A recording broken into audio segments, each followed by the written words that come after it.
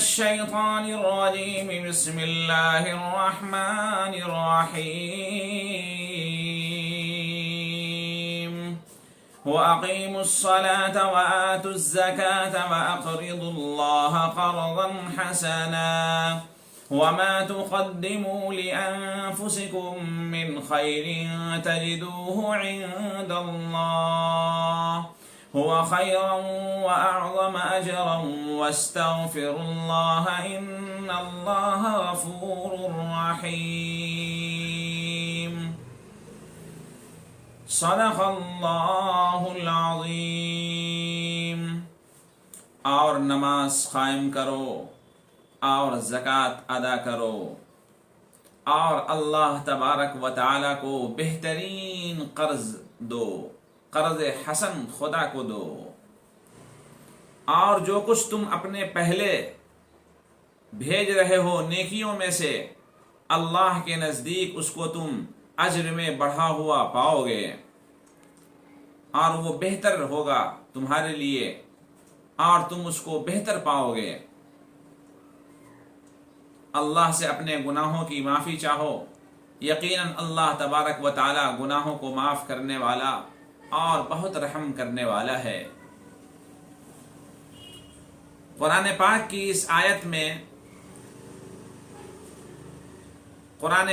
اس آیت سے نماز کی فرضیت کے ساتھ ساتھ زکوٰۃ کے فرض ہونے کی طرف بھی اشارہ ملتا ہے۔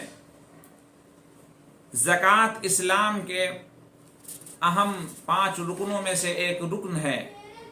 زکوٰۃ کے معنی ہوتے ہیں پاکی، صفائی کے، زیادتی کے، بڑھوتری کے، اور شریعت میں زکوٰۃ کہتے ہیں کسی مخصوص مال کا اس کے حقدار کو مخصوص شرائط کے ساتھ اس کا مالک بنا دینا، یہ زکوٰۃ کی اصطلاحی تعریف ہے۔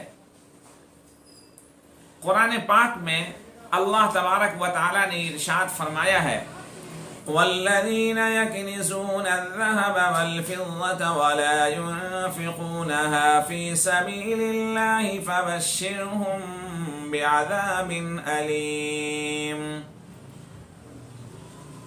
يَوْمَ يُحْمَى عَلَيْهَا فِي نَارِ جَهَنَّمَ فَتُكْوَى بِهَا جِبَاهُهُمْ وَجُنُوبُهُمْ وَظُهُورُهُمْ هَذَا مَا كَنَزْتُمْ لِأَنفُسِكُمْ فَذُوقُوا مَا كُنتُمْ تَكْنِزُونَ۔ اور جو لوگ سونے اور چاندی کو جمع کرتے ہیں، خزانہ بناتے ہیں، اور اس کو اللہ کے راستے میں خرچ نہیں کرتے، ان کو آپ اے محمد صلی اللہ علیہ وسلم دردناک عذاب سنا دیجئے۔ جس دن ان کے مال کو اول آگ میں تپایا جائے گا، جو بھی کچھ سونے چاندی اس کے زیورات ہوں گے جس کی زکوٰۃ وہ دنیا میں نہیں نکالتا رہا ہوگا، اس کو اول جہنم کی آگ میں تپایا جائے گا، گرم کیا جائے گا، لال اور سرخ بنایا جائے گا۔ اس کی پیشانی کو اول داغا جائے گا، اس کے پہلوؤں کو پھر اس کے بعد داغا جائے گا، پھر اس کی پیٹھ کو داغا جائے گا، اور اس سے کہا جائے گا ھذا ما کنزتم لانفسکم، یہ تمہارا خزانہ ہے جس کو تم نے اپنے لیے دنیاوی زندگی میں جمع کر رکھا تھا۔ فذوقوا ما کنتم تکنزون، جو کچھ تم نے جمع کیا اس کا مزہ اب چکھو۔ مفسرین نے یہاں ایک نقطہ لکھا ہے کہ جو پیشانی، پہلوؤں، پیٹھ کو داغنے کا بتایا گیا ہے، یہ اصل میں انسانوں کی حالت کی طرف اشارہ ہے کہ جب اس سے کوئی مانگنے والا، زکوٰۃ کا سوال کرنے والا سوال کرتا ہے تو اول انسان کی پیشانی پہ بل آ جاتا ہے، برا سمجھتا ہے، ناگوار اس کو بات لگتی ہے۔ سائل جب اس سے سوال کرتا ہے زکوٰۃ کا تو اول اس کی پیشانی پہ بل آ جاتا ہے، پیشانی پہ اس کا اثر دکھنے لگتا ہے، ناگواری کا احساس لوگ کرنے لگتے ہیں۔ اگر وہ اور بھی زیادہ مانگنے میں اصرار کرتا ہے یہ انسان پہلو کو بچا کر بھاگنے لگتا ہے، اور اگر وہ زیادہ سوال کرنے پر مصر ہو جائے، اڑا رہے، تو انسان پھر چہرے پہ بل لانے کے بعد، پہلوؤں کو گھمانے پھیرنے کے بعد اپنی پیٹھ پھیر کر خود ہی وہاں سے وہ الگ ہو جاتا ہے۔ اسی لیے پیشانی، پہلو اور پیٹھ سے اس کی تشبیہ دی گئی، مثال دی گئی۔ یعنی آپ اندازہ لگائیے، اللہ کی دی ہوئی دولت میں سے انسان زکوٰۃ ادا نہیں کرتا ہے تو اس کا آخرت میں کتنا برا انجام ہونے والا ہے۔ وہی مال، وہی زیورات جس کو خواتین پہنتی تھیں، زیب و زینت ہوا کرتی تھی، کل قیامت میں اسی کو تپا کر اس کی پیشانی، پہلو اور پیٹھ کو داغا جائے گا۔ نبی کریم صلی اللہ علیہ وسلم نے ارشاد فرمایا، من آتاہ اللہ مالا فلم یؤد زکاتہ، جس کو اللہ نے مال و دولت عطا فرمایا ہو اور وہ اس کی زکوٰۃ ادا نہ کی، مثل له یوم القیامت شجاعا اقرع له زبیبتان، اس کے مال کو ایک زہریلا سانپ بنا دیا جائے گا، یطوقہ یوم القیامہ، اور اس کو اس کے گلے میں طوق بنا کر ڈال دیا جائے گا، ثم یأخذ بلحزمتیہ یعنی شدقیہ، پھر وہ اس کے جبڑے کو پکڑ کر کہے گا، یعنی وہ سانپ جو اس کے گلے میں طوق بنا کر ڈالا جائے گا، وہ اس کے جبڑے کو پکڑ کر کہے گا، انا کنزک انا مالک، میں تیرا خزانہ ہوں، میں تیرا مال ہوں۔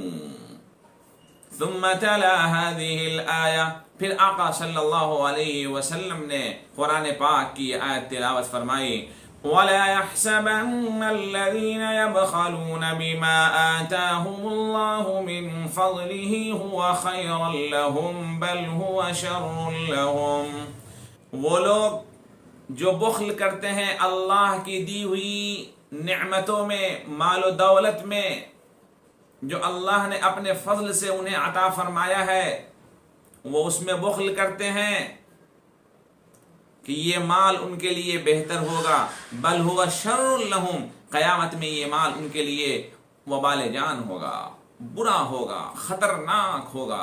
سَيُطَوَّقُونَ مَا بَخِلُوا بِهِ يَوْمَ الْقِيَامَةِ، دنیاوی زندگی میں اس مال میں اس نے بخل دکھایا تھا، کل یہ مال سانپ بنا کر ان کے گلے میں طوق کی طرح پہنایا جائے گا۔ بخل کا لفظ آیا ہے کہ اللہ نے جو مال عطا کیا اس میں بخل کرتے ہیں۔ بخل کی شرعی تعریف یہ ہے کہ جو چیز اللہ کے راستے میں خرچ کرنا واجب ہے کسی کے اوپر اور وہ اس کو خرچ نہ کرے، اس کو بخل کہتے ہیں۔ اسی لیے بخل حرام ہے اور اس کے اوپر بہت سخت عذاب قرآن اور حدیث میں وارد ہوا ہے، آیا ہے۔ محترم حضرات، قرآن پاک کی ان آیتوں سے اور حضور پاک صلی اللہ علیہ وسلم کے فرمان سے آپ کو اندازہ ہو گیا ہوگا زکوٰۃ ادا نہ کرنے والوں کا کل قیامت میں کتنا برا انجام ہونے والا ہے۔ زکوٰۃ کے فرض ہونے کے لیے 9 شرطیں ضروری ہیں۔ نمبر 1 مسلمان ہونا، نمبر 1 مسلمان ہونا، نمبر 2 آزاد ہونا، نمبر 3 عقل مند ہونا، نمبر 4 بالغ ہونا، نمبر 5 مکمل ملکیت کا ہونا، یعنی مال کا اس کے قبضے اور گرفت میں ہونا، نمبر 6 مال کا نصاب تک پہنچنا، نمبر 7 مال کا اپنی اصلی ضرورت سے زیادہ ہونا، نمبر 8 مال کا قرض سے خالی ہونا، نمبر 9 مال کا بڑھنے والا ہونا۔ یہ 9 شرط ہیں۔ اگر کسی انسان کے اندر یہ 9 شرطیں پائی جاتی ہیں، اس کے اوپر زکوٰۃ کا ادا کرنا واجب ہوگا۔ زکوٰۃ کے ادا کرنے کے لیے یہ ضروری ہے کہ مال پر سال کا گزرنا یہ ضروری ہے۔ سال کے شروع میں، سال کے آخر میں مال اتنا ہو جس کے اوپر زکوٰۃ واجب ہے، بیچ کا کوئی اعتبار نہیں ہے۔ زکوٰۃ کی ادائیگی کے صحیح ہونے کے لیے کم سے کم یہ 3 چیزیں ضروری ہیں۔ نمبر 1، زکوٰۃ ادا کرتے وقت نیت کرے جس کو دے رہا ہے۔ نمبر 2، بیچ والا جو آدمی جو زکوٰۃ کی رقموں کو وصول کرتا ہو اس کو دیتے وقت زکوٰۃ کی نیت کرے۔ اور نمبر 3 یہ ہے کہ زکوٰۃ نکالتے وقت ہی زکوٰۃ کی نیت کر لے۔ لہذا ان کے علاوہ جو صورتیں ہیں کہ اگر کسی فقیر کو دیتے وقت، ضرورت مند کو دیتے وقت اگر اس نے اس سے زکوٰۃ کے بارے میں نہیں کہا تو یہ کوئی ضروری نہیں ہے، دل میں ارادہ کر لیا نیت کافی ہے، بلکہ اس وقت کہنا بھی نہیں چاہیے ورنہ اس کی دل شکنی ہوگی، دل ٹوٹے گا۔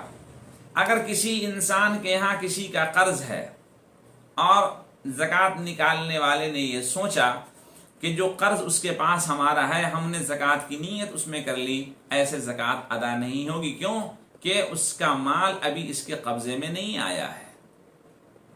سونے اور چاندی میں زکوٰۃ کا حکم یہ ہے کہ سونا تقریباً 83 گرام، چاندی تقریباً 600 گرام اگر کسی کے پاس ہے یا دونوں میں سے کوئی ایک چیز ہے تب بھی اس کے اوپر زکوٰۃ واجب ہوگی۔ رہی بات ہیرے جواہرات کی، اس میں زکوٰۃ نہیں نکلتی ہے۔ فتاوی عالمگیری میں لکھا ہے وَأَمَّا الْمَوَاقِيتُ وَاللَّآلِي وَالْجَوَاهِرُ فَلَا زَكَاةَ فِيهَا وَإِنْ كَانَتْ حِلْيًا إِلَّا أَن تَكُونَ لِلتِّجَارَةِ۔ الفتاوی الہندیہ وولوم 1 صفحہ نمبر 180۔ یعنی جو ہیرے جواہرات ہیں اس میں زکوٰۃ نہیں ہوتی، مگر یہ کہ اس کو اگر تجارت کی نیت سے خریدا ہے، اگر تجارت کی نیت کی ہے، اس نیت سے خریدا ہے تو اس میں زکوٰۃ واجب ہوگی۔ شارح نور الایضاح کا بیان ہے وَلَا زَكَاةَ فِي الْجَوَاهِرِ وَاللَّآلِي إِلَّا أَن يَتَمَلَّكَهَا بِنِيَّةِ التِّجَارَةِ كَسَائِرِ الْعُرُوضِ۔ مراخل فلاح مع حاشیۃ الطحطاوی صفحہ نمبر 391۔ ہیرے جواہرات میں اگر تجارت کی نیت کی غرض سے لیا ہے تو اس میں زکوٰۃ ہوگی، ورنہ زکوٰۃ اس میں نہیں ہوتی ہے۔ قرض مال کے اوپر زکوٰۃ، جو مال کسی کے اوپر قرض ہے ظاہر سی بات ہے وہ اس کے قبضے میں نہیں ہے، جو مال قبضے میں نہ ہو اس کے اوپر زکوٰۃ نہیں ہے۔ بعض لوگوں کو سرکار کی طرف سے راشن غلے اناج دیے جاتے ہیں اور لوگ اس غلے اناج سے زکوٰۃ نکالنا غلط سمجھتے ہیں۔ ایسا نہیں ہے، جو اس کے پاس سامان ہے، غلے اناج ہے، اگر وہ زکوٰۃ کی رقم تک پہنچ رہی ہے تو پھر اس میں زکوٰۃ نکالی جائے گی، کوئی اس میں حرج کی بات نہیں ہے۔ السلام علیکم یا